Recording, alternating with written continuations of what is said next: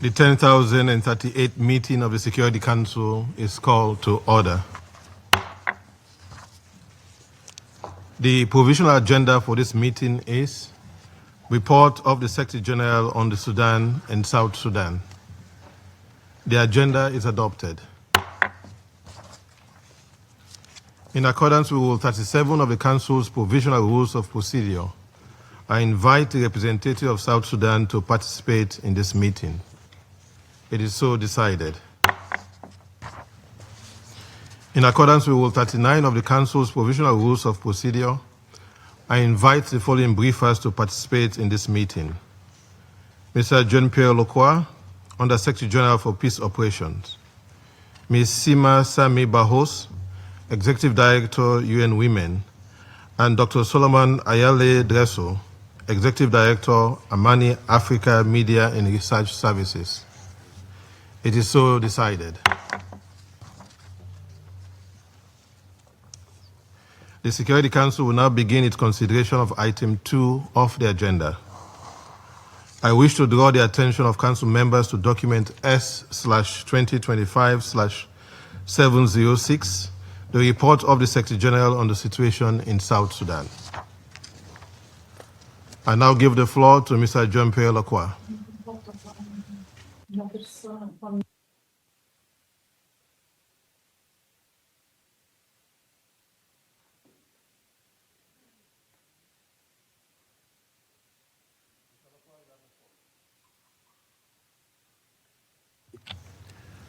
Just to indicate that we are not getting the audio from the side of the council.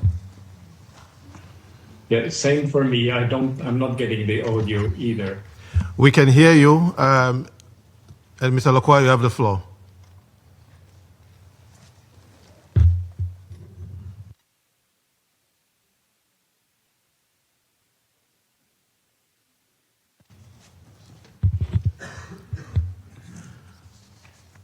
I will propose that we proceed with the briefing by Ms. Sima Sami Bahos. And I'll give the floor to Ms. Sima Sami Bahos.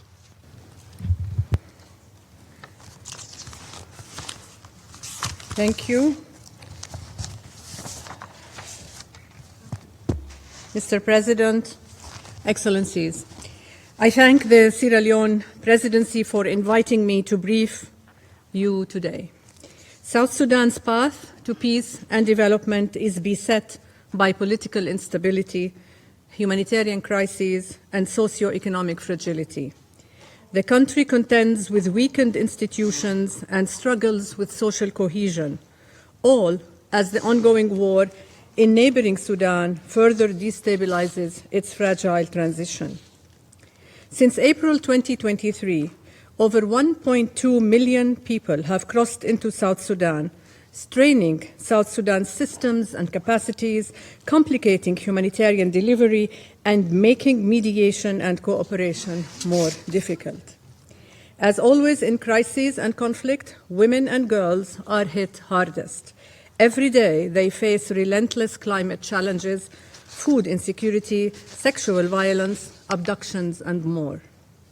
South Sudan has one of the highest rates of gender-based violence in the region, with an estimated 2.7 million people at risk. 2024 saw UNMISS document 260 cases of conflict-related sexual violence, including rape, gang rape, sexual slavery, forced abortion, and forced marriage, with the highest number recorded in Western Equatoria State. Forced displacement, especially of women and children, increase their vulnerability, while resource scarcity and livelihood pressures fuel ethnic tensions, driving intercommunal violence and increasing vulnerability to gender-based violence, particularly in border areas. For South Sudan's young people, the impacts are acutely gendered. Young women and girls face forced marriages and sexual violence. Young men and boys are enticed or forced to join armed groups as a means of survival. Despite all this, despite a well-documented reality of fragility, it is now that the UN's work in South Sudan becomes ever more pressured. It is now that mandates are questioned, now that resources are withdrawn. As Under-Secretary General Lacroix will highlight, the UN's work in South Sudan is more critical than ever. Displaced women and girls depend upon it for basic necessities such as shelter, food, and water. Women and girls depend on the protection patrols or the GBV partnerships of UN Women and UNFPA to support them. They depend on the United Nations and on UN Women in particular to support their call for a seat at the table, their mediation contributions, or for their voices and agency in peace processes. In case all this seems abstract, I share with you just one example. A few months ago, a group of armed youth surrounded a girls' boarding school in Warab state. They sought revenge for a cattle raid. 100 schoolgirls were trapped inside. They feared abduction, or worse. They feared it with good reason. Fortunately, UN peacekeepers intervened. They de-escalated the situation. They freed the girls. For those 100 girls, those peacekeepers could not have been more essential, nor their courage and skill more life-changing. Those 100 girls would find it incomprehensible that the mandates and resources behind those peacekeepers might somehow be in question. Excellencies, in this fragile environment, withdrawal of resources and capacity is imprudent at best, catastrophic at worst. And we know who will shoulder the inevitable burdens that come with this investment. It will be women, women who are first responders on the front line, caregivers for their families, sustainers of their communities, all while facing a perfect storm of economic, climate, and conflict-related threats. They deserve better. We owe them better. Mr. President, distinguished members of the Security Council, it has been 7 years since the signing of the peace agreement. Those 7 years have seen delayed elections, constitutional reforms that safeguard citizens' rights, including gender equality, behind schedule, the unification of forces incomplete, and strong legal frameworks, social protection systems, and transitional justice unrealized. The same is true for progress on women's leadership and role in peace and security. It is regrettable that the second National Action Plan on Women, Peace and Security, developed over a year and a half ago, still awaits approval.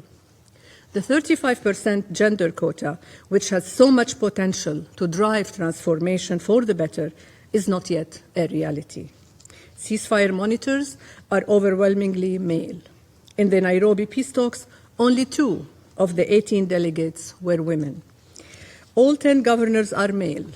Only 20% of deputy governors are female, and women hold only 18% of judicial positions. I recognize that 2 vice presidents are women and that 40% of the political party's council is female. I hope that this proves to be a foundation for the quota to be extended also to the cabinet, to the national and state parliaments, the Council of States, the National Elections Commissions, and the Constitutional Review Commission. Excellencies, women's full and meaningful representation must be the norm in South Sudan, from community reconciliation platforms to national and regional decision-making spaces. At the grassroots level, women forge local peace agreements between communities from different ethnic groups, resolve land conflicts or grazing conflicts between farmers and herders, intervene to stop cattle raids, and collect small weapons from young men and boys. That is why I urge all parties to ensure that the 35% agreed quota is met immediately, including for upcoming appointments of the Commission for Truth, Reconciliation and Healing, and the Compensation and Reparation Authority. There is simply no more proven pathway to sustainable peace than women's leadership and meaningful inclusion in conflict resolution. I call on the Security Council to maintain support for the UN in South Sudan, including its work on gender equality. I call on the Security Council resolutions and negotiations on budget to maintain that same gender lens. Cuts in funding have already been devastating for women and girls. shutting down health clinics, nutrition treatment sites, and safe houses. They have jeopardized the crucial work of women's organizations working on peace and social cohesion. There could be no worse time to withdraw such support. Excellencies, however different the circumstances, UN Women will continue to work alongside all its partners, the African Union, IGAD, UNMISS, and more, to advance peace, justice, and stability. We do so because we are all united in the belief that the women and men, boys and girls of South Sudan must wait no longer. I join with our partners in calling on all parties to ensure that international humanitarian law and international human rights law be upheld and respected. And I remind us all that throughout conflicts and the building of peace, the women of South Sudan have been as resolute as they have been inspirational. They have shown leadership, courage, and conviction. They have advanced the women, peace, and security agenda with unwavering resolve. Their advocacy, their work at the grassroots, and more have never mattered more.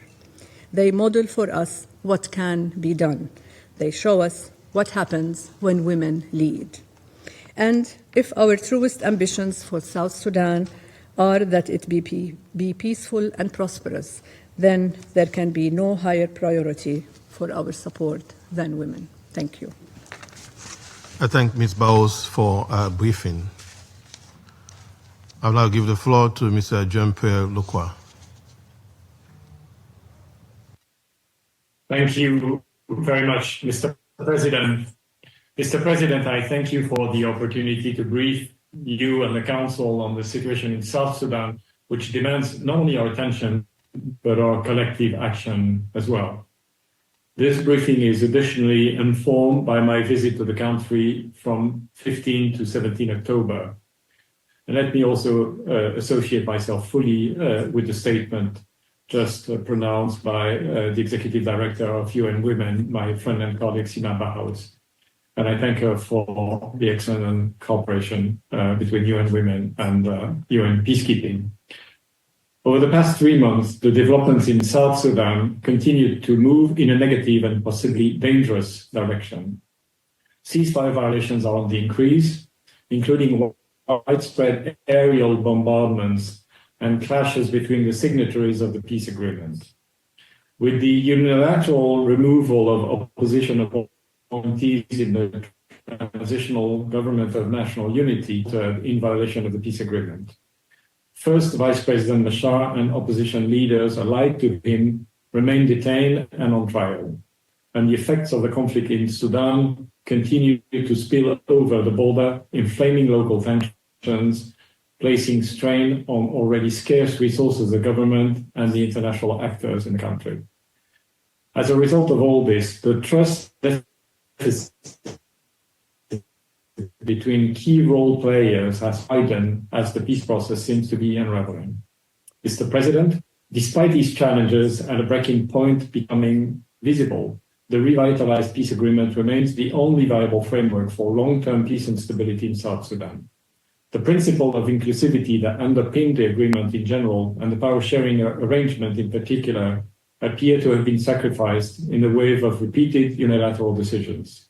In this context, the emergence of breakaway factions could raise questions about the viability after future elections conducted under these circumstances.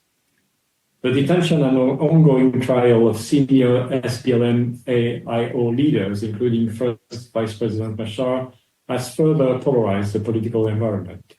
While I will not comment on the legal merits of the case, I must stress that adherence to due process and fairness and transparency of the trial is critically important if public confidence is to be maintained and the trial does not serve as a trigger for violence. Institutions designed to foster partnerships are under-resourced and faltering. In the absence of dialogue, mistrust is hardening, and any remaining space for compromise is fast diminishing. As a result, the implementation of the transitional security arrangements remains stalled, and little progress has been observed in the constitution-making process. The transitional period of the peace agreement is expected to conclude after elections in December 2026.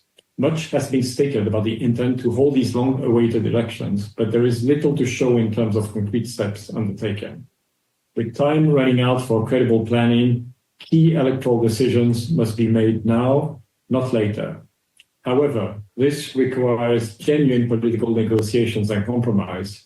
In this regard, we call for the resumption of the government-led joint task force with UN, AU, IGAD, and Troika to support the prioritization and resourcing of the constitutional making and electoral processes.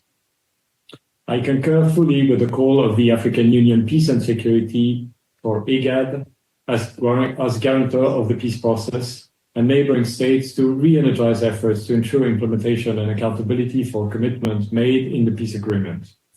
As credible and peaceful elections within the timelines of the peace agreement in December 2026 appear increasingly improbable, fresh political commitment and dialogue between the leaders of South Sudan are therefore essential.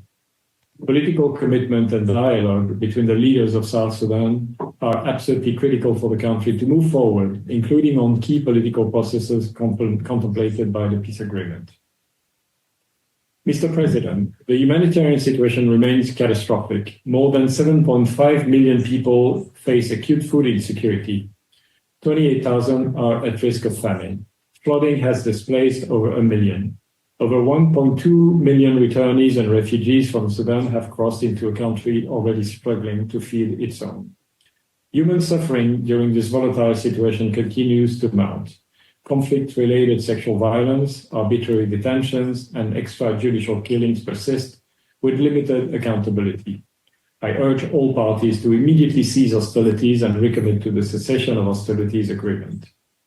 Despite insecurity and rising bureaucratic impediments, humanitarian partners bravely continue to deliver assistance, often at great personal risk. I call on the government to lift access restrictions, guarantee the safety of aid workers, and hold to account all those involved in attacks on humanitarian workers. Mr. President, these political and security upheavals can coincide with the financial crisis for the United Nations and peacekeeping in particular. UNMISS, like other missions, face difficult challenges to meet ambitious mandates with diminishing needs. Since its inception in 2011, UNMISS has operated through two civil wars in 2013 and 2016 and saved hundreds of thousands of lives under its protection of civilian mandate, maintained 6 protected civilian sites hosting up to 250,000 IDPs for over 7 years, and implemented its other mandated activities outlined in the remaining 3 pillars of the mandate. As things stand, the mission continues to maintain a protection of civilian sites in Malakal and provide security support to humanitarian actors managing the IDP camps that were designated from being POC sites. The facts on the ground prove that the presence of the mission in South Sudan was and remains essential to maintain peace and stability to the extent possible till the end of the transition period. While the current liquidity crisis will greatly impact the ability of the mission to protect civilians and deliver on the rest of its mandate, UNMISS continues to be a critical actor in South Sudan to protect civilians and support all efforts aimed at maintaining peace and stability in the country, again, to the extent possible, and in a region that is massively affected by conflict. In this context, the contingency plan, applied across all UN peacekeeping operations to address liquidity challenges, is now being implemented in UNMISS. This plan entails the closure of certain field offices and bases, the repatriation of uniformed personnel, which has already begun, and reductions of national and international staff. During my recent visit to Juba, I informed the government of South Sudan, including President Salva Kiir, of these measures, emphasizing the financial imperatives driving this exercise. I stressed that despite the impact of the plan, downsizing and office and base closures, UNMISS remains fully committed to prioritizing protection, facilitating humanitarian assistance, and fulfilling its mandated task, ensuring that the gains achieved since the deployment of the mission are not undermined, while continuing to support the government in fulfilling its responsibility to protect its citizens. While I receive assurances from President Kiir and several ministers that the host government recognizes the difficult circumstances facing UNMISS and would support the mission in implementing its plan, Only days later, the mission received a formal document from the government outlining a series of conditions that are not only impractical, but pose a serious threat to the viability of the contingency plan and potentially to the mission itself. Unless there is a greater understanding and flexibility from the government, the mission's ability to fulfill its mandate will be severely compromised, and frankly, the future of that mission is totally at stake. We remain committed to working closely with the government to ensure the swift implementation of this exercise, which is primarily intended to allow us to continue executing our mandate for the benefit of peace, stability for the people of South Sudan. In this regard, we call for the support of the government, which remains key for progress ahead. However, let me reiterate, the status of forces agreement must be respected, and the safety of UN personnel and assets must be guaranteed. We also count on the continued support of the Council in this regard. Mr. President, to conclude, implementation of the revitalized agreement remains South Sudan's only path to stability and lasting peace. But time is running dangerously short, and there is an urgent need to bring the peace process back on track. We hope this Council will send a clear message in this regard. The parties must take a citizen-centric approach, reinvigorate their commitment to political inclusion, and cease unilateral actions. Furthermore, we as regional actors and the international community must remain united and engaged. At a time of global uncertainty, developments next door in Sudan, particularly in Darfur, serve as a reminder that peacekeeping is an investment in international peace and security, and the region simply cannot afford another conflict causing more suffering to the people of South Sudan, who have suffered far too much and for far too long. Thank you. I thank Mr. Lokwa for his briefing. I now give the floor to Dr. Solomon Ayeli Dasso. Thank you very much, Mr. President, to you and Sierra Leone's presidency for the invitation extended to me to deliver this briefing representing my organization, Amani Africa Media and Research Services. I would like to recognize with appreciation the previous briefers. Amani Africa, Pan-African policy research, training and consulting think tank that works on multilateral policy processes of concern and interest for Africa, is a leading source of information and analysis on complex situations in Africa on the agenda of both the African Union Peace and Security Council and this Council. It is therefore an honor for me to draw on Amani Africa's work for my briefing today on South Sudan. Mr. President, South Sudan is at a dangerous crossroads. The country shows all the signs of a clear and present danger of relapsing back to full-scale conflict. Political tensions are mounting. Fighting and insecurity are spreading. The escalation of political tensions and armed fighting since the Nasser incident of March 2025 echoes some of the dynamics that precipitated the relapse of South Sudan back to violent conflict in July 2016. Similar to 2016, and as documented in the Secretary General's report, the deepening political tension manifests itself, among others, in the purge and replacement of senior officials and detention of others. Apart from aggravating political tensions and constitutional uncertainty, these actions constitute, as in 2016, serious violations of the peace agreement, signifying the collapsing of the power-sharing arrangement under the 2018 revitalized peace agreement.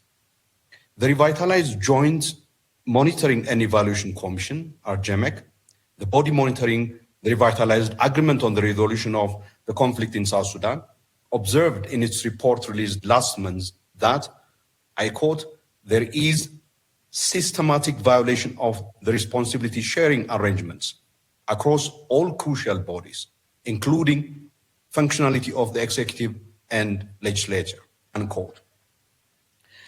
These mounting political tensions and constitutional crisis is in part a manifestation of a political scheme for taking a lead position for the elections South Sudan is set to convene at the end of the transition period scheduled in December 2026. And significantly, and as in 2016, the fighting that erupted between the South Sudan People's Defense Forces and armed groups linked to the Sudan People's Liberation Movement in opposition, SPLM-IO, has continued to escalate and expand, as documented in the Secretary General's report and the report from RGMAC, across different states of South Sudan. The fragile peace established under the revitalized agreement on the resolution of the conflict in South Sudan is under grave peril. RGMAC thus mentioned that the violations of the peace agreement, I quote, must be addressed urgently to return the implementation process back on track in order to safeguard the gains of the peace agreement and to prevent a relapse to violence in South Sudan. As in 2016, and the Secretary General's report presented shows, the deteriorating political and security situation is producing further humanitarian distress, aggravating an already dire humanitarian situation facing South Sudanese. The UN OCHA reported recently that, in addition to the existing 2 million internally displaced persons, more than 497,000 people were newly displaced between the beginning of the year and September 2025. The vast majority of them, approximately 321,000, due to the conflict. This clearly attests that South Sudanese civilians are bearing the brunt of the deteriorating political and security situation in the country, highlighting a heightening need for reinforcing measures for the protection of civilians. Mr. President, members of the UN Security Council, the state of the political, security, peace implementation, and humanitarian situation indicates that there are at least 3 pressing issues that require the urgent policy action of this Council. The first of these is arresting the downward political and security spiral and preventing the relapse of the country back to conflict. There is a need for deploying robust and prompt preventive diplomacy. This shouldn't just aim at ending the escalating and spreading conflict. It should also seek to avoid the December 2026 elections from plunging the country back into conflict. This latter point becomes particularly important on account of recent trends in the continent that show that countries with political polarization tend to face the eruption of the political polarization into destabilizing political crisis and violent confrontations during elections. The second pressing issue is restoring the commitment of parties to the 2018 peace agreement and accelerating, as His Excellency Lacroix pointed out, the implementation of transitional tasks, critical to the peaceful conclusion of the transition period with the convening of peaceful and credible elections. Third, the imperative to support the work of the UN mission in South Sudan, particularly in terms of the implementation of the measures required for both enhancing protection of civilians and advancing subnational peacemaking and peace-building efforts. Regarding prevention, Your Excellencies, there are 4 actions available to this Council. First, as previous speakers made it clear, I can't emphasize enough the importance of this Council expressing and availing its full support to the role and ongoing efforts of the trilateral mechanism of the UN, AU, and IGAD plus RGMAC. Second, and perhaps importantly, this Council needs to exercise its enormous influence to nudge the parties into both ending unilateral actions endangering the peace of the country and engaging in dialogue. The Council can accomplish this directly on its own by undertaking a field mission to South Sudan and engaging the parties. Third, and complementing the foregoing, the Council may encourage the UN Secretary General, together with African Union Commission Chairperson, to deploy a joint high-level preventive diplomacy initiative under the UN and African Union Joint Framework Partnership for Peace and Security, including by appointing special envoy. Fourth, this Council may call for an independent investigation of incidents of violations of the revitalized peace agreement, including the March 2025 incident in Nasser, through a mechanism that is put in place as part of the peace agreement by the UN, AU, and IGAD. Regarding the protection of civilians, I urge the Council to take the following measures. First, to call on all armed actors involved in fighting in South Sudan to cease all hostilities, and on the two parties to the revitalized peace agreement to restore full adherence to the permanent ceasefire and transitional security arrangements. Second, the Council should call for respect for all rules of international humanitarian law and human rights law by all armed actors, and demand that armed actors lift the humanitarian access restrictions they imposed and assure the safety of humanitarian workers to enable the urgent delivery of assistance to the affected communities. Third, and finally, this august body should also provide support for and task the UN mission in South Sudan to elevate its preparedness for meeting the potential surge in need for protection, civilian protection in South Sudan. Mr. President, Excellencies, members of the Council, South Sudan has endured so much suffering for far too long. They can't afford the perpetuation of the status quo, let alone the addition to their suffering. They deserve some respite, the least of which that can be done in this respect is to spare them from yet another descent of the country into full-scale war. Prevention of the continuation of the downward spiral of South Sudan is also a regional and international peace and security imperative. With neighboring Sudan under the grip of a brutal war, the region and the international community cannot afford the relapse of South Sudan back to full-scale conflict. Despite the fact that the current global and regional dynamics make your role unenviable, taking the measures listed above and putting South Sudan on a path of concluding its transition peacefully are not beyond your abilities. I urge you to act with urgency and decisiveness and deliver for South Sudanese civilians yearning to be spared from further suffering by preventing South Sudan's collapse back to full-scale civil war. I thank you, Mr. President, and all of you for your kind attention. I thank Dr. Desso for his briefing. I now give the floor to those council members who wish to make statements. I give the floor to the representative of the United States. Thank you, President, and thank you to our briefers today. Colleagues, South Sudan is on the brink of a renewed, large-scale civil war. Political violence against South Sudanese citizens is escalating. First Vice President Machar is under arrest, and the transitional government is failing to meet the most basic needs of its citizens. South Sudan's leaders must immediately reverse course.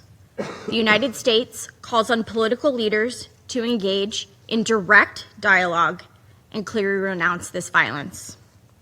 The international community has provided extraordinary political and economic assistance since South Sudan's independence. The United States alone has contributed over $9 billion in direct bilateral assistance, in addition to billions of dollars more in contributions to international and regional organizations. Unfortunately, the transitional government has not done its part. Far too often, it actively hinders delivery of humanitarian assistance and obstructs UNMISS in their mandated activities and operations.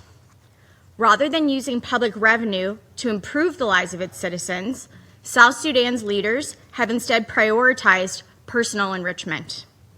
Humanitarian needs today are at an all-time high, despite $25 billion in oil revenue since its independence in 2011. Some international organizations have continued with a business-as-usual approach, calling for more donations without calling out the transitional government for its role in South Sudan's largely man-made crisis. It is particularly regrettable when UN agency representatives will not hold the host government accountable for these perpetual practices. The transitional government must start using public revenue to pay salaries to public officials, including security services, and fund health, education, and other essential services. It must also immediately cooperate with UNMISS and cease impeding the mission and harassing its people. The transitional government must also stop obstructing those who facilitate or provide humanitarian assistance and civilian protection. We strongly condemn the seizure of food aid by government security forces and the ambush of UNMISS forces by armed elements in Western Equatoria. In addition, authorities have imposed extra legal fees and denied humanitarian assistance for political purposes. These indefensible actions, along with spreading violence, make South Sudan one of the most difficult and dangerous places in the world to deliver assistance. When South Sudan's leaders make headway tackling corruption and restoring the country's economy and social welfare system, they will begin to restore confidence in the transitional government's commitment to peace, stability, and reconciliation. Such progress will also attract greater support and long-term investment. Thank you. I thank the representative of the United States for a statement. I now give the floor to the representative of France. Thank you, Mr. President. I'd like to thank the representative of South Sudan for joining us today. I'd also like to thank Under-Secretary General for Peace Operations, Monsieur Jean-Pierre Lacroix, and the Executive Director of UN Women, Madame Sima Baous, and Dr. Solomon Derso from Amani Africa Media. I'd like to thank them all for their presentations. Your messages converge. The combination of internal difficulties and external pressures place South Sudan in a situation of great fragility. The United Nations provides decisive support to South Sudan, and we must remain mobilized to prevent a return to the civil war. First, as underscored by Monsieur Lacroix, the 2018 Revitalized Peace Agreement remains the only political framework offering a perspective for peaceful development in the country. We call on all actors in South Sudan to fully respect the ceasefire and to re-engage in implementing the peace agreement. We support the repeated calls of the African Union for the cessation of hostilities and for the release of the first Vice President, Riek Machar. Any measures contrary to the revitalized agreement only fuel tensions. Secondly, France expresses its full support for the United Nations mission in South Sudan, UNMISS, as well as for the Special Representative of the Secretary-General, Mr. Nicholas Haysom. We call for an end to the restrictions on his freedom of movement and for full respect of the Status of Forces Agreement. All South Sudanese actors must cooperate with UNMISS, which plays an essential role for the stability of the country and for its people. Thirdly, France calls for full compliance with the arms embargo. South Sudan is located in a region affected by multiple crises that worsen its own security situation, in particular the conflict in neighboring Sudan. France calls on all states to respect the embargo and, where appropriate, to make use of the exemptions provided. Fourth, the international community must continue its support for the people of South Sudan, who are facing forced displacement, violence, flooding, food insecurity, and epidemics, as was underscored by Amani Africa and the representative from UN Women. As Sima Baous pointed out, sexual and gender-based violence is also common, and children are particularly affected by this and by hunger and disease. France condemns repeated attacks against humanitarian personnel who must be protected in accordance with international humanitarian law. Safe and unhindered humanitarian access to populations in need must be guaranteed, and that primarily is the responsibility of the government of South Sudan.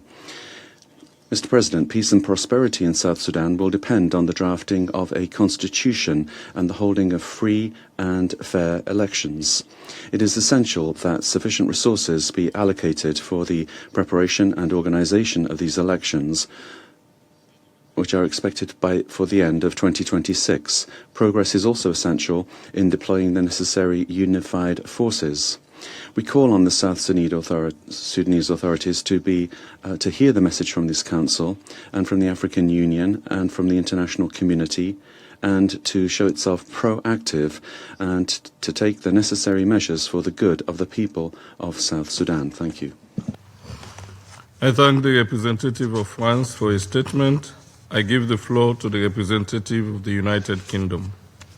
Thank you, President.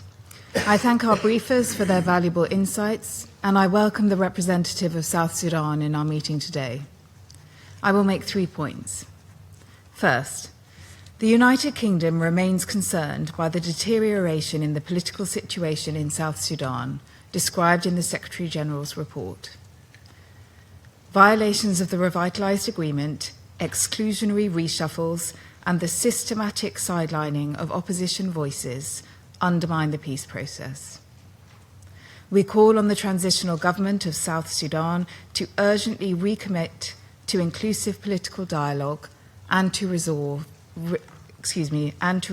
civic space. The ongoing detention and trial of First Vice President Machar represents a serious risk to South Sudan's fragile peace process. Progress on election preparations should accelerate with meaningful participation from all stakeholders. Second, the volatile security situation, including clashes between the two largest parties to the peace agreement, continues to threaten civilians and undermine humanitarian operations. This is happening at a time when the humanitarian crisis is worsening. Flooding since late May has displaced hundreds of thousands and worsened food security, leaving over 7.5 million people struggling to access adequate food. Cholera and the influx of refugees and returnees from Sudan have further strained resources. And while reconciliation efforts have reduced intercommunal violence in some areas, cross-border and cattle-related conflicts persist. The United Kingdom urges all parties to return immediately to the nationwide ceasefire. We further call on the transitional government of South Sudan to remove bureaucratic barriers and allow safe, timely humanitarian access to all areas of South Sudan. Third, the United Nations mission in South Sudan, UNMISS, plays a vital role in protecting civilians, supporting reconciliation, and promoting human rights.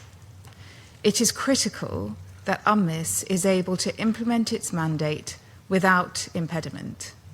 So it is deeply regrettable that the mission continues to face violations of the Status of Forces Agreement. The United Kingdom urgently calls on the transitional government of South Sudan to cooperate fully and unequivocally with the mission, including unrestricted access and operational freedom. Thank you. I thank the representative of the United Kingdom for her statement.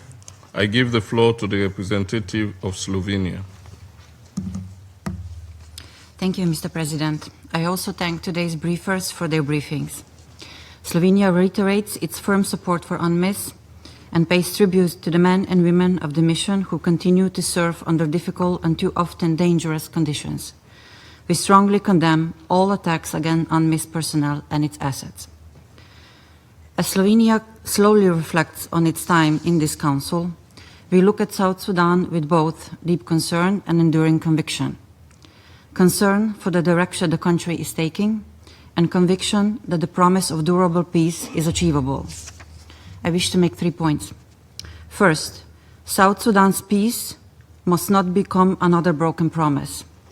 The revitalized peace agreement remains the best chance for a stable and inclusive future.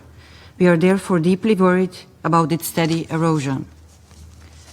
The agreed power-sharing arrangements meant to be the heart of the governance are replaced by conflict and armed confrontations, unilateral political actions, and political reshuffles that undermine both trust and compromise. Leadership demands courage to bridge divides. Slovenia therefore calls on all parties to cease hostilities, uphold the permanent ceasefire, return to dialogue, and place the future of the country above factional interests.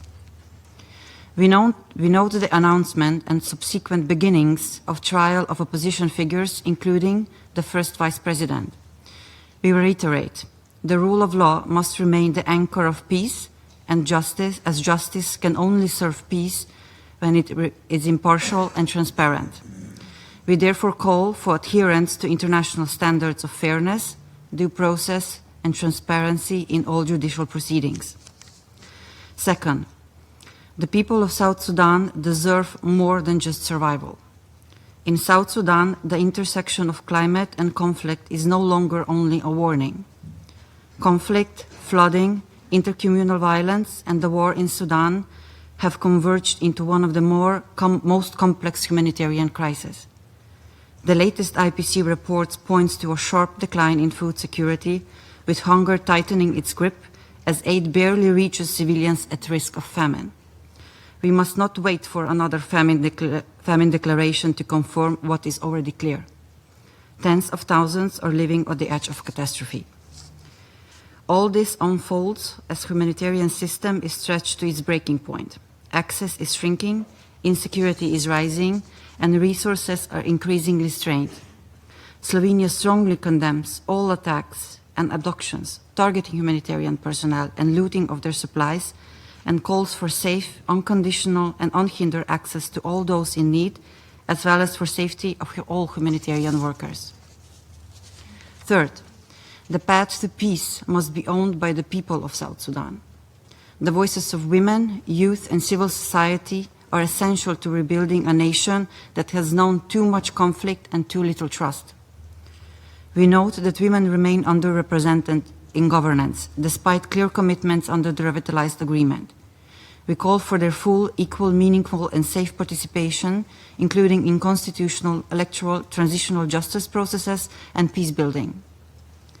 Slovenia also underlines the need for meaningful participation and leadership of young people as active partners in peace building, conflict prevention, and governance. The youth of South Sudan deserve to inherit a state that values their voices and gives them the opportunities to build a peaceful future.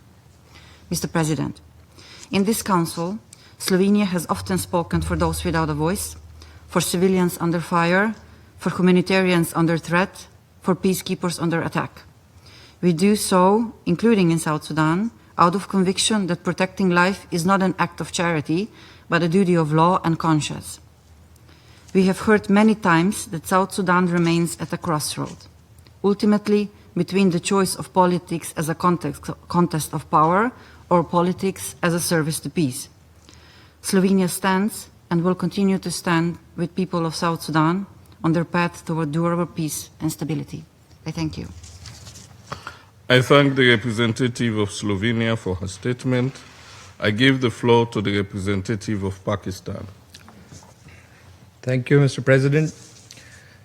We thank Under-Secretary General Lacroix, Executive Director Seema Bahus, and Dr. Derso for their briefings. President, these briefings highlight the indispensable role of the United Nations for peace and stability in South Sudan. They also underline the critical need to build trust and resume dialogue among the parties. And they also stress how crucial it is for this Council and the international community to maintain political commitment and support with necessary resources, including for peacekeeping and humanitarian needs in South Sudan. We also take careful note of the Secretary General's latest report. Its central message is clear. The revitalized agreement remains the only viable framework to prevent relapse into wider conflict and to guide South Sudan towards inclusive governance and credible elections in December 2026. Pakistan stands firmly with the people of South Sudan in their quest for peace, stability, and development. We acknowledge the steps taken by the government of South Sudan to engage with the United Nations mission in South Sudan, the African Union, and the Intergovernmental Authority on Development and other partners in addressing the challenges faced by the country. The recent visit of the AU Peace and Security Council to Juba and active efforts of the AU C5 Committee manifest regional leadership and African ownership. We are concerned by the erosion of power-sharing arrangements and escalation of hostilities that have caused civilian harm, displacement, and impediments to humanitarian access. These are fundamentally political challenges that require political solutions. We therefore urge all parties to de-escalate, to recommit to the 2017 cessation of hostilities agreement, and to return to an inclusive dialogue process. In this spirit, we support appeals by African Union and others for release of First Vice President Riek Machar and other detained opposition figures to help restore trust and enable full implementation of the revitalized agreement. President, the dire humanitarian situation in the country is compounded by conflict, severe flooding, and a protracted cholera outbreak, besides the spillover of the war in Sudan.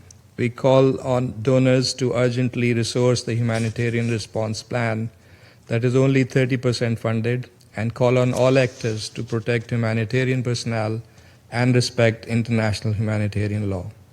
UNMISS continues to play a stabilizing role through protection of civilians, local peace-building initiatives, and support for humanitarian access. Pakistan pays tribute to the sacrifices of UNMISS peacekeepers, including our own contingent, whose engineering units have built and maintained 80 kilometers of dikes protecting thousands of people in flood-affected areas. Such tangible contributions underscore the importance of an adequately resourced mission. We call on the host government to cooperate fully with UNMISS and fulfill its obligations under the SOFA. We note the ongoing implementation for contingency planning in light of the current liquidity crisis. Any reduction in resources must not compromise core tasks such as protection of civilians, facilitation of humanitarian delivery, or support to the peace process. The mission's ability to adapt flexibly to evolving realities while maintaining robust presence in sensitive areas will be crucial in the months ahead. Pakistan reaffirms its support for an African-led, regionally anchored approach in full respect of South Sudan's sovereignty, unity, and territorial integrity. We believe that with genuine political will, regional solidarity, and sustained international support, South Sudan can fulfill the promise of peace and stability for its people. I thank you.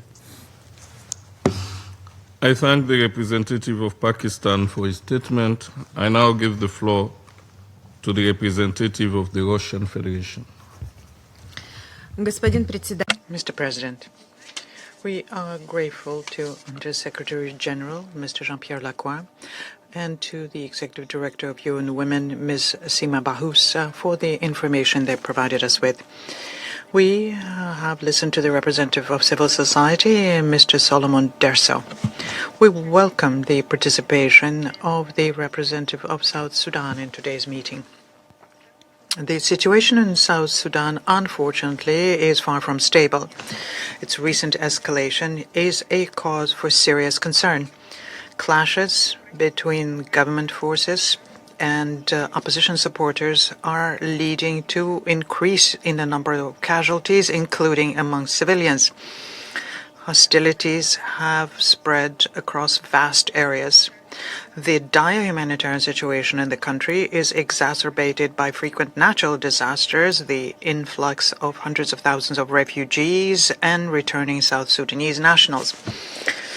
We are alarmed by reports suggesting that South Sudanese territory may be used as a platform to support one side in the conflict in neighboring Sudan. We firmly believe that maintaining strong neighborly relations between the two countries serves their mutual interests. In this regard, We caution external actors against using certain tensions between Port Sudan and Juba so as to advance confrontational agendas in Sudanese and South Sudanese affairs. We see a path to sustainable stabilization in South Sudan. We see that it lies through coordinated efforts by the African community aimed at peacefully resolving the current military and political crisis. We highly value the mediation efforts made by the African Union and IGAD, and we are convinced that individual states trusted by Port Sudan in Juba can play a constructive role. Also, those who are in support of initiatives from individual states. It's important to offer South Sudanese solutions that are coherent and adapted to the changed domestic political landscape, solutions that do not undermine the unity, sovereignty, and territorial integrity of the country.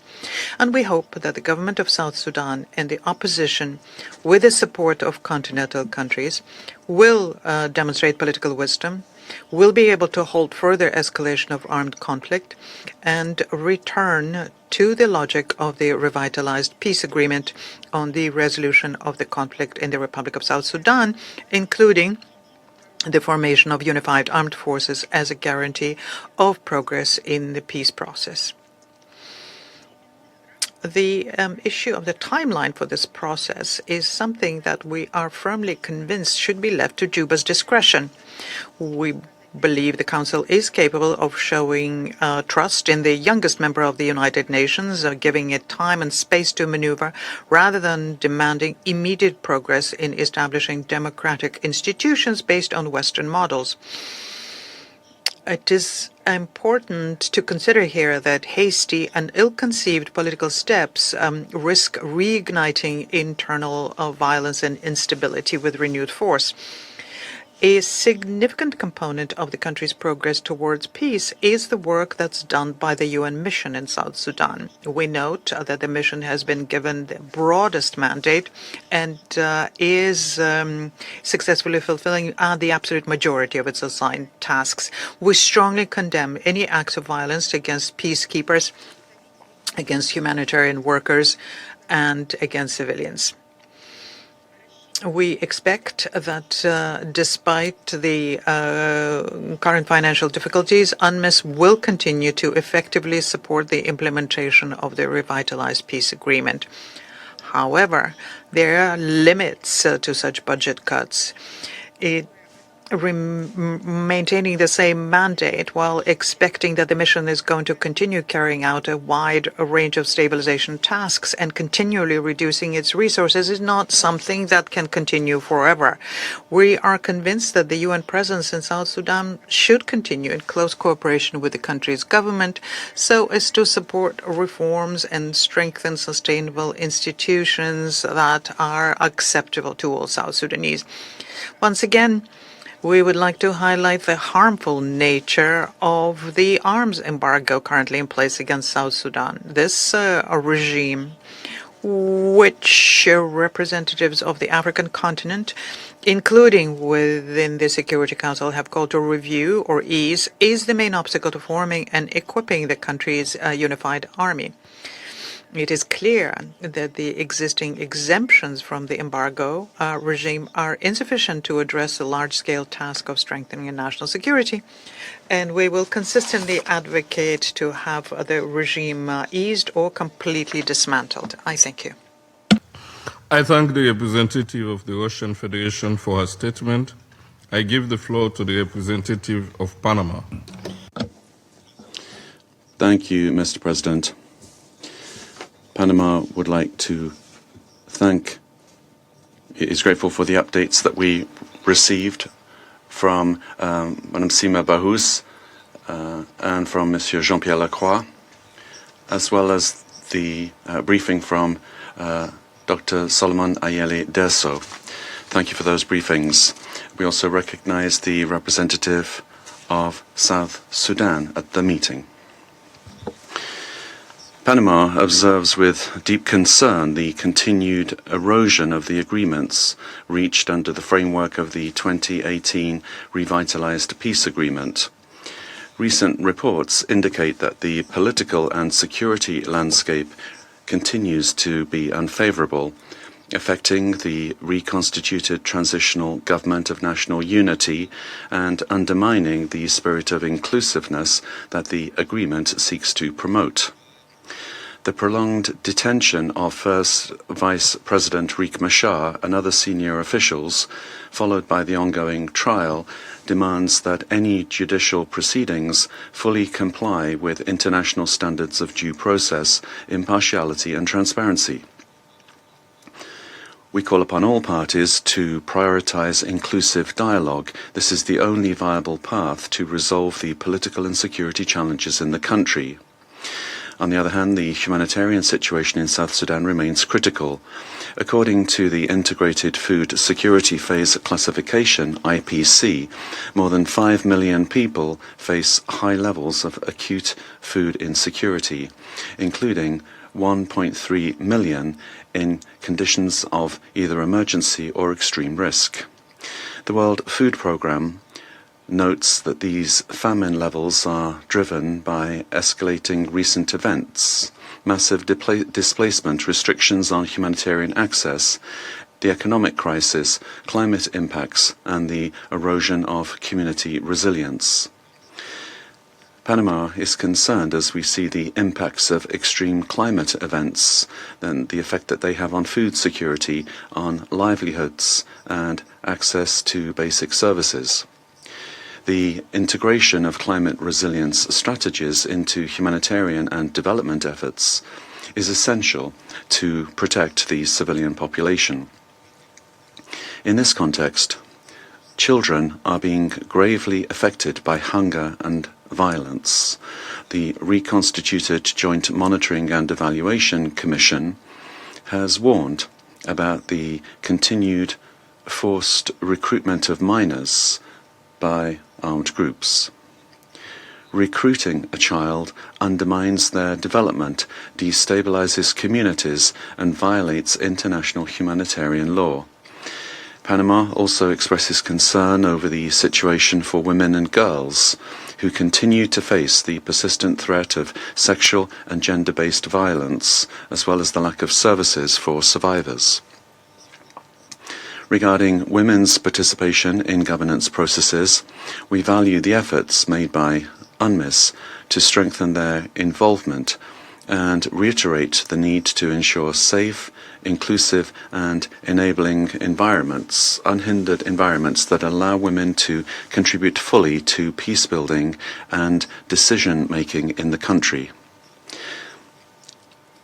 We also would stress the importance of carrying out the planned elections in a free, impartial, transparent manner.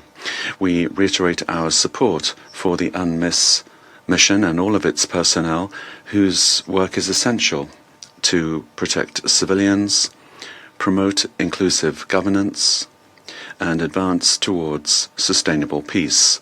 Panama highlights the recent visit of this Council to Addis Ababa and the constructive dialogue held with the African Union Peace and Security Council on the situation in South Sudan.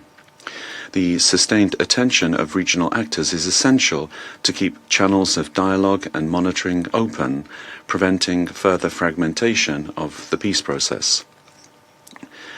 In this regard, we welcome diplomatic efforts aimed at reactivating the implementation of the revitalized agreement, recognizing that sustained and coordinated action is key to consolidating peace in South Sudan. In conclusion, Panama reaffirms its conviction that only an inclusive political process free from hostilities and violence, grounded in the rule of law, the protection of human rights, and guarantees of security for its population will allow the attainment of the lasting peace that this young nation so urgently needs. Thank you. I thank the representative of Panama for the statement. I give the floor to the representative of Denmark. Thank you, Mr. President.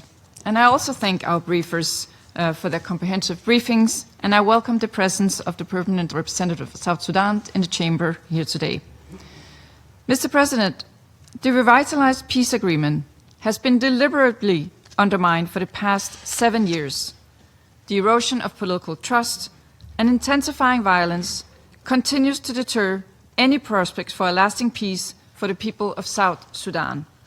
I have 3 messages.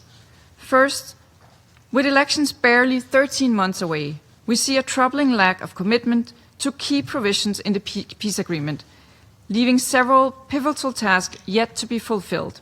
In some regions, conditions resemble a return to civil war. The entrenched culture of winner takes it all is eroding hope for political remediation or improved well-being for the people of South Sudan. Systemic mismanagement has led to public resources being converted into private power. This is depriving citizens of their most basic right, fragmenting the patchworks of governments and leading to local struggles, corruption, and misery.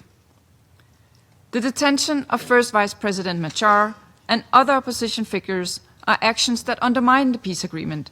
The judiciary in charge of the case must exhibit independence, transparency, and ensure proper due process.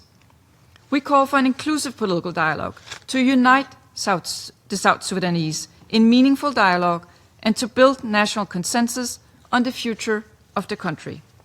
Second, with almost 8 million facing acute food insecurity in South Sudan with a risk of famine, the humanitarian and human rights crisis is dire, disproportionately affecting women and children. We continue to be alarmed by the sharp increase in conflict-related sexual violence. We reiterate our call for holding the perpetrators accountable and recall the obligation for all actors to comply with international humanitarian law and human rights law. The transitional government of South Sudan must urgently address the humanitarian crisis by allocating maximum resources to meet basic needs of its population. Further, we strongly urge the government to ensure unimpeded humanitarian access for the UN and NGOs to civilians in need across South Sudan.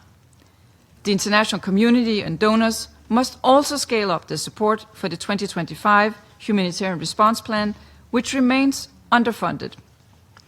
Third and final point.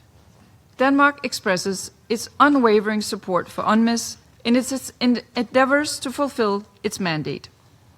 With an extremely fragile situation in South Sudan, we're deeply concerned about the impact of the liquidity crisis on UNMISS' ability to fulfill its mandate. We pay tribute to the troops who put their lives at risk every day to carry out their important task in a constantly changing and complex environment. UNMISS must be able to operate without interference or imposed conditions. Denmark therefore strongly urges the transitional government of South Sudan to engage fully and constructively with the mission and to respect the status of forces agreement. To conclude, authorities of South Sudan must respect the dignity, well-being, and fundamental rights of their people. We call on the transitional government to act accordingly, demonstrating through concrete action a genuine commitment to peace, accountability, and the protection of all civilians. Denmark remains a steadfast partner in supporting the people of South Sudan on their path towards a peaceful and democratic future. I thank you. I thank the representative of Denmark for the statement, and I give the floor to the representative of China. President, I thank USG Lacroix and Executive Director Bahous for their briefings. I've also listened carefully to the statement by Mr. Derso. I welcome the participation of the Permanent Representative of South Sudan at today's meeting. In the more than 10 years since its independence, South Sudan has repeatedly experienced ravages of war, causing great suffering to its people. The peace that has prevailed since the signing of the revitalized agreement is hard-won and should be cherished. The political process in South Sudan ultimately depends on the government and people of South Sudan. The support and assistance of the international community are indispensable. We must work together to help this young country to move steadily forward on the path to peace and development. In the light of the Secretary General's report, I wish to make 4 points. 1. National stability must be maintained. The current security situation in South Sudan is worrying, with localized conflicts and crossfire occurring from time to time. China urges all parties to focus on the overall situation of peace and stability in the country, effectively cease hostilities, protect civilians and humanitarian workers, and in particular, prevent the cycles of violence from escalating out of control. We call on all parties to resolve their differences through inclusive dialogue and encourage greater unity and peaceful coexistence among various communities. The international community should do more to promote peace and stability and avoid fueling tension. 2. The political process should be advanced. China welcomes the announcement by the government of South Sudan of its intention to relaunch the Tumani initiative process and the progress made by South Sudan in the expansion of the judiciary and restoration of local courts. We call on all parties to stay committed to the revitalized agreement, strive to transcend political differences, and find the greatest common denominator to implement in an orderly manner the arrangements for the deployment of necessary unified forces, drafting of constitution, and preparations for the general elections so as to steadily push forward political transition. 3. Regional mediation efforts should be intensified.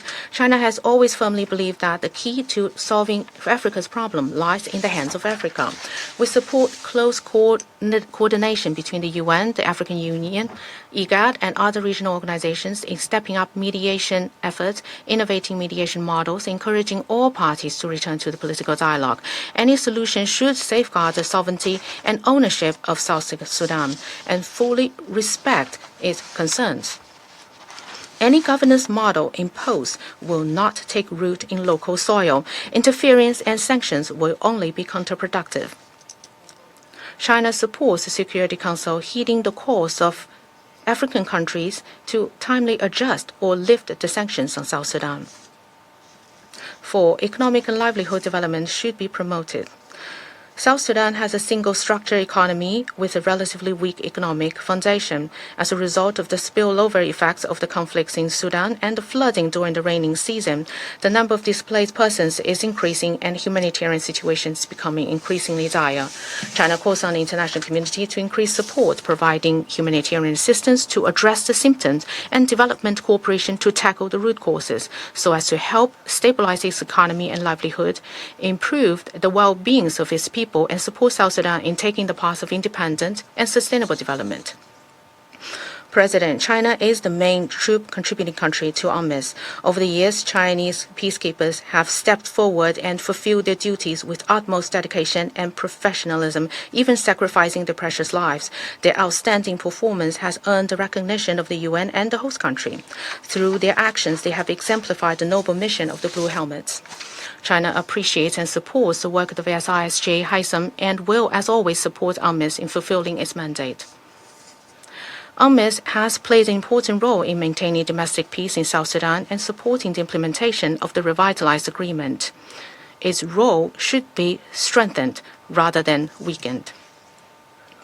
At a time when missions are generally under pressure to reduce expenditures, we support the government of South Sudan, the United Nations Secretariat, and UNMISS in continuing to uphold the spirit of cooperation, addressing specific issues encountered in the implementation of the mission's mandate through friendly consultations, so that UNMISS can better perform its duties efficiently and cost-effectively, play a greater role in maintaining peace within South Sudan and advancing the political process.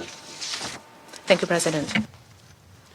I thank the representative of China for the statement, and I give the floor to the representative of Greece. Mr. President, I thank USG for Peace Operations Jean-Pierre Lacroix and Executive Director for Women Sima Bahous for their insightful briefings.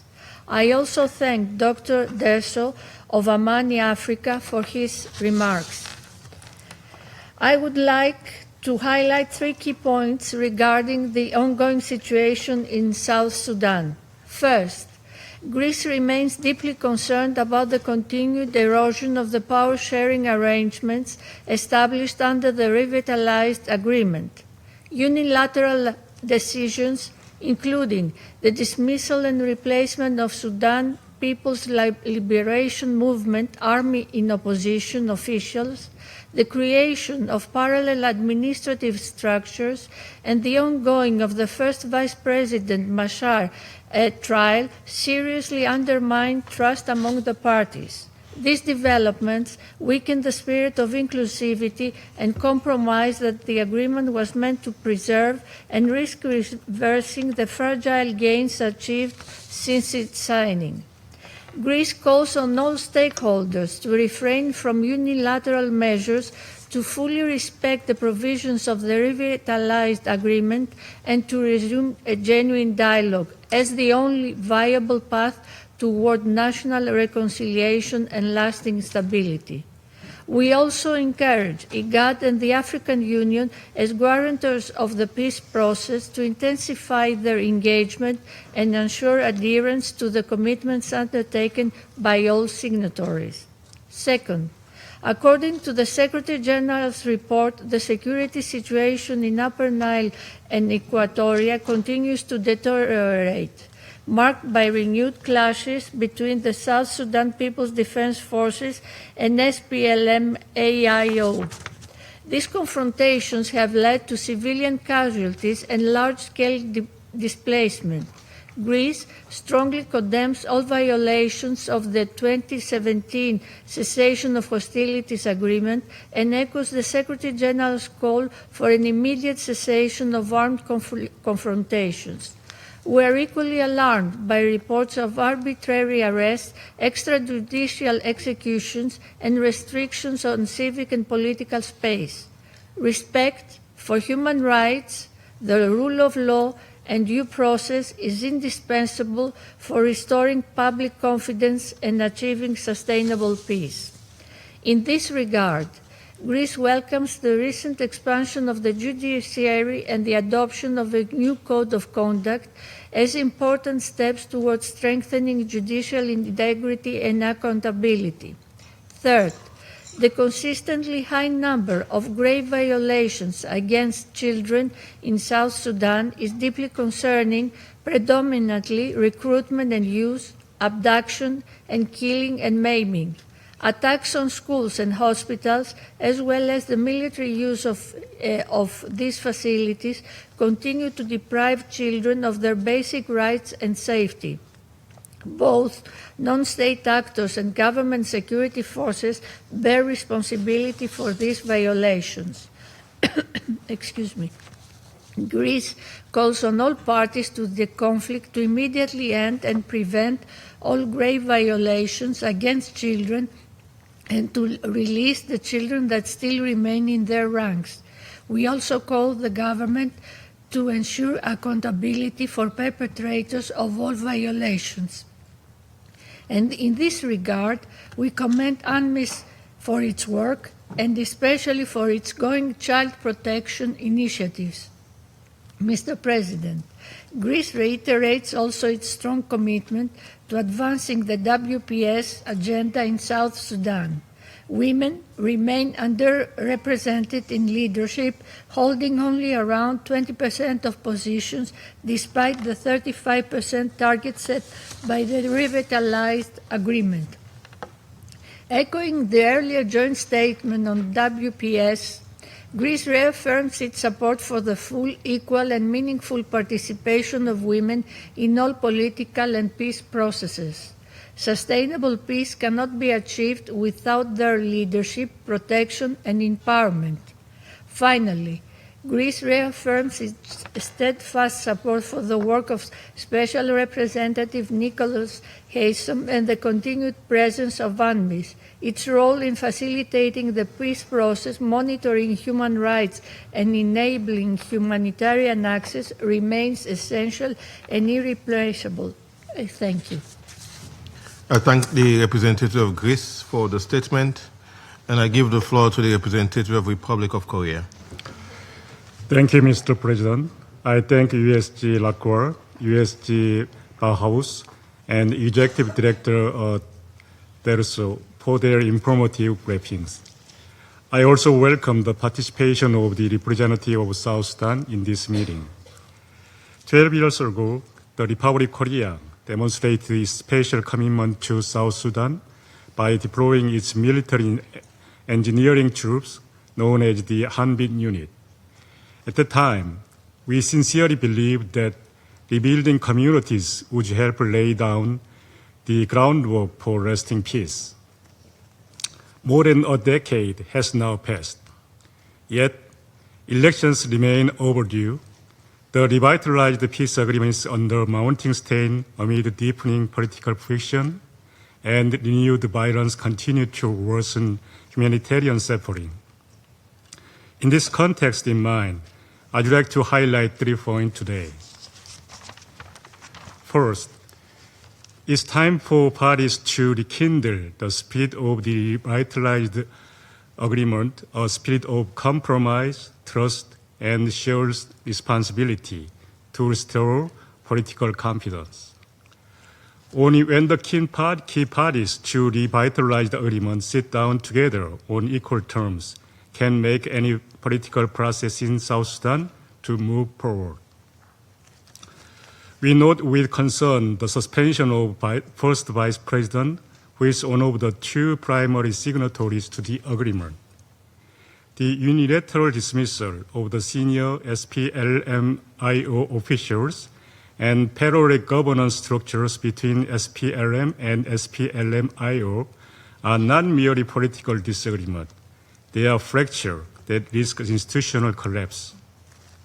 We therefore urge all parties to return to genuine good faith dialogue so that they can be fully prepared for free and fair election next year. It's important that these elections take place as scheduled and should stand as a defining moment for South Sudan to demonstrate genuine inclusivity and national unity. Second, political process cannot be sustained in the absence of security stabilization. The continued armed clashes between SSPDF and SPLO-IO, including the use of indiscriminated aerial bombing, constitute a violation of ceasefire and a grave threat to civilians. All parties must immediately cease acts of violence and recommit to full implementation of the security provisions of the revitalized agreement. This includes the second phase of necessary unified force training. In this connection, the role of the UNMISS remains indispensable in fulfilling its mandate to protect civilians. We strongly condemn the repeated attacks against mission, as well as the obstruction of its implementation of continuous plan amid the ongoing liquidity crisis. We urge South Sudanese authority to fully cooperate with the mission. Third, civilians remain the first to suffer and the last to be protected in South Sudanese conflict. Ongoing violence and lack of humanitarian access are worsening already dire situation, marked by massive displacement, severe food insecurity, climate-induced flooding, and the worst cholera outbreak in the country's history. We also strongly condemn the increasing attack on humanitarian workers, including recent looting of nutrition supplies from a humanitarian helicopter. Safe and hindered humanitarian access must be guaranteed. To help alleviate these conditions, we call for stronger international humanitarian support. For our part, Korea is working with various UN funds and programs to protect survivors of conflict-related sexual violence and to support peace-building activities. Mr. President, as I recalled at the outset, Korea has contributed troops to South Sudan for many years, driven by the hope that the country would one day be able to stand on its own and take the path toward lasting peace. Peacekeeping can buy time, but cannot buy will.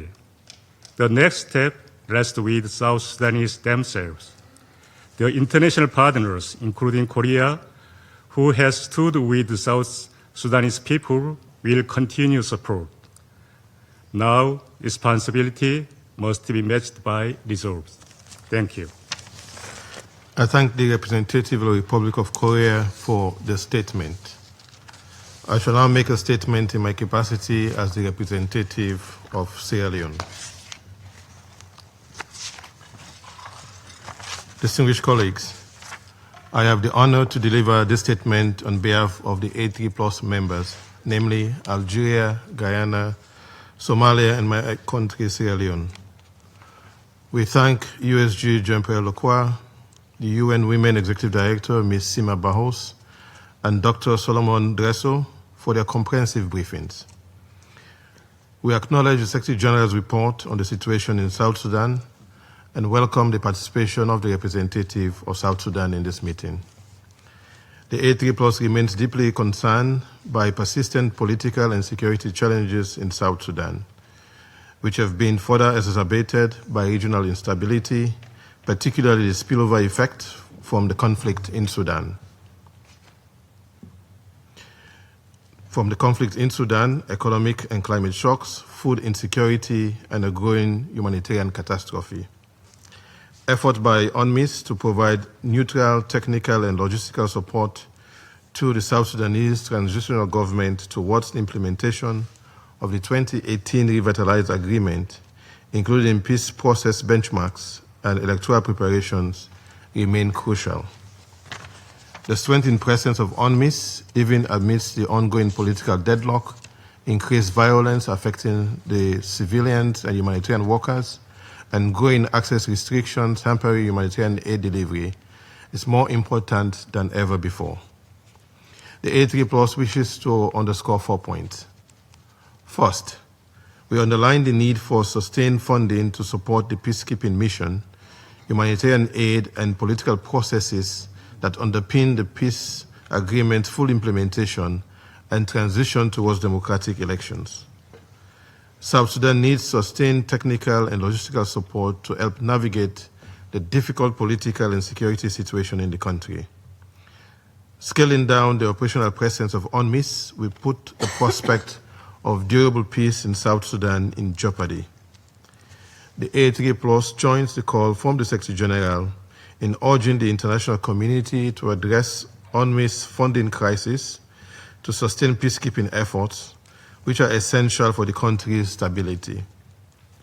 The A3+ is profoundly alarmed by the difficult financial situation of UN peacekeeping operations, including UNMISS, and its 15% reduction in expenditure, which will necessitate the repatriation of approximately 25% of uniformed personnel and equipment, significantly affecting the mission's operations. The budget cuts are expected to negatively impact UNMISS's ability to operate, including potential closures of some bases and a reduction in personnel. We further echo the request from the AU Peace and Security Council following its meeting of 28 October on the situation in South Sudan, directed to the chairs of IGAD and the AU Commission, as well as the call by the Secretary General of the United Nations to collaborate with the board of the Special Reconstruction Fund towards convening the South Sudan Pledging Conference with a view to mobilizing financial resources. Second, South Sudan is at a turning point, evidenced by consistent violations of the revitalized peace agreement, lack of progress on key provisions, the erosion of power sharing arrangements, and unilateral dismissals and replacements. Intensified clashes, mainly between the South Sudan People's Defense Forces and opposition SPLM-AIO forces since March 2025, has resulted in numerous civilian deaths, mass displacement, and destruction of infrastructure. The permanent ceasefire has been repeatedly violated, undermining the successful implementation of the 2018 Revitalized Peace Agreement. The A3+ is therefore extremely concerned about the current political challenges in South Sudan, and we call upon the government to take steps to address the ongoing political impasse. The A3+ demands that First Vice President Riek Machar and the other individuals charged receive a fair trial in accordance with applicable legal procedures.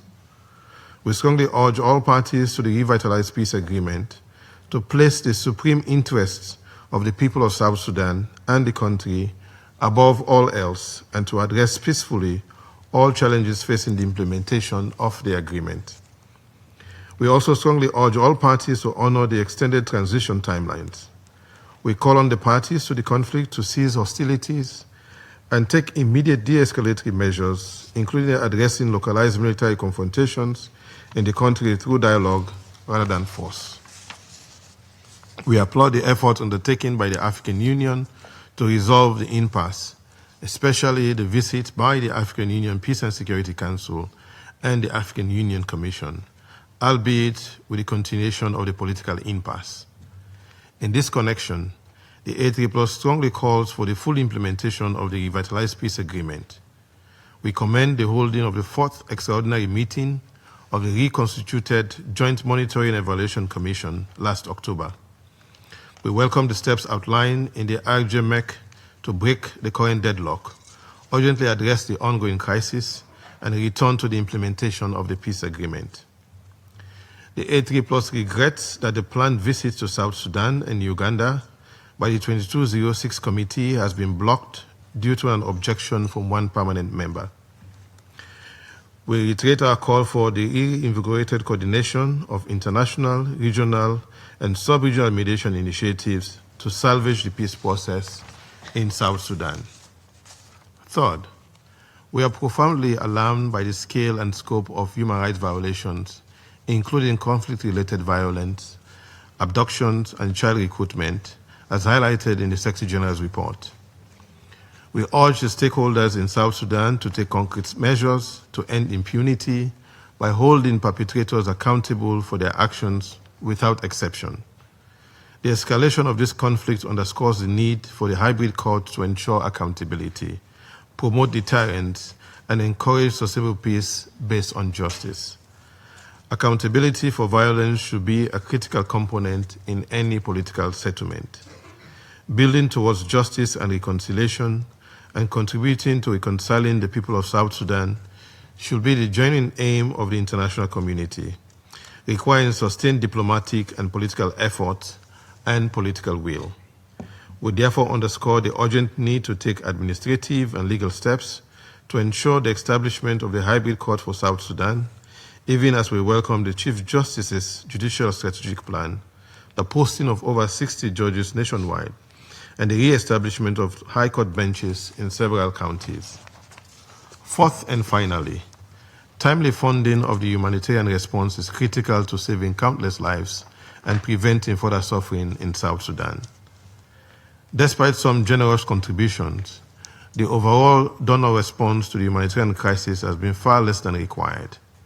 We therefore encourage increased and sustained international funding to support humanitarian aid efforts in South Sudan. As we reiterate our call for enhanced humanitarian funding for South Sudan, we also underline our call on South Sudan to ensure the enabling environment that will facilitate access, protection, and unhindered movement of humanitarian workers throughout the country. We urge the government of South Sudan to actively pursue measures that guarantee the protection and respect of humanitarian staff, installations, and operations, which are vital to allowing delivery of needed humanitarian assistance. The safety and security of aid workers, both national and international, as well as aid supplies and assets, must be guaranteed and respected. Aid workers must be free to work wherever assistance is needed, without fear of attack or restrictions placed on them by parties to the conflict. Noting the overall picture presented by the 90-day report on the situation in South Sudan, we believe that South Sudan stands at the cusp of a turning point, one that may usher in a moment of national unity and sustainable development, or a relapse in another cycle of violence, derailing a carefully crafted peace agreement and power-sharing measures that allow for peaceful coexistence. The continued presence of UNMISS remains critical to the facilitation of peaceful engagement and to averting further violence.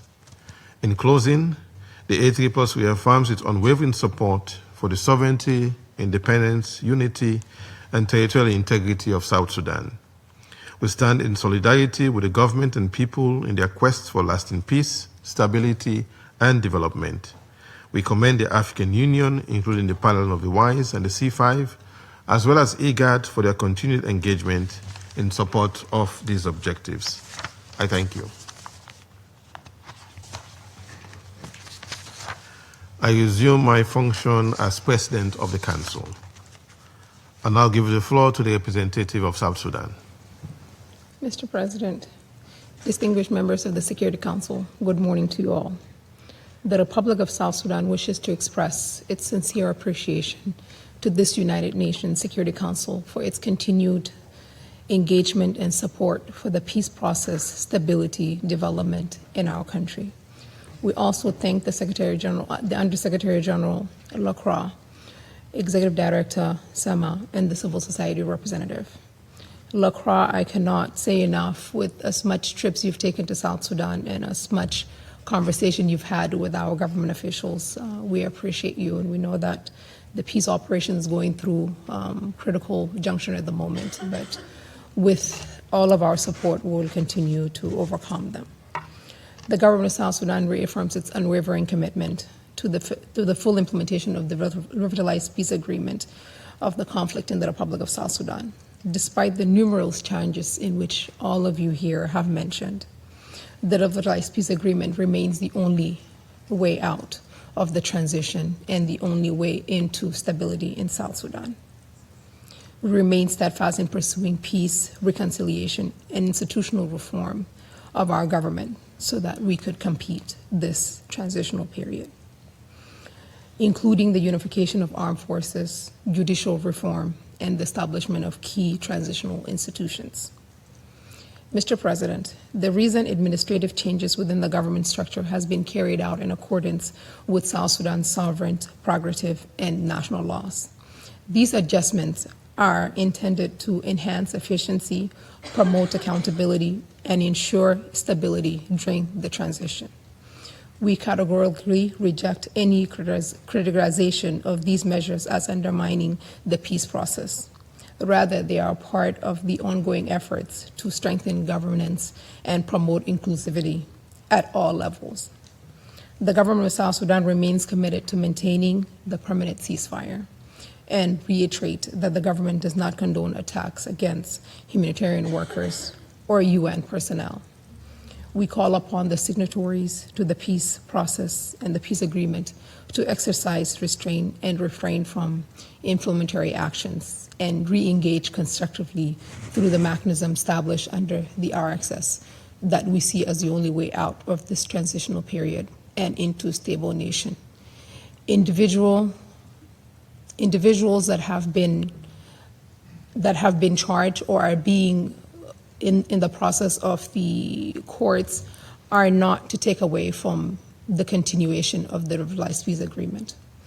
The government recognizes the magnitude of the humanitarian challenges facing our nation.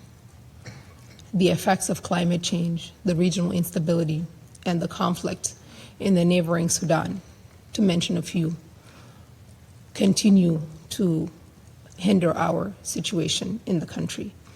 But we continue to welcome as many humanitarians as we can.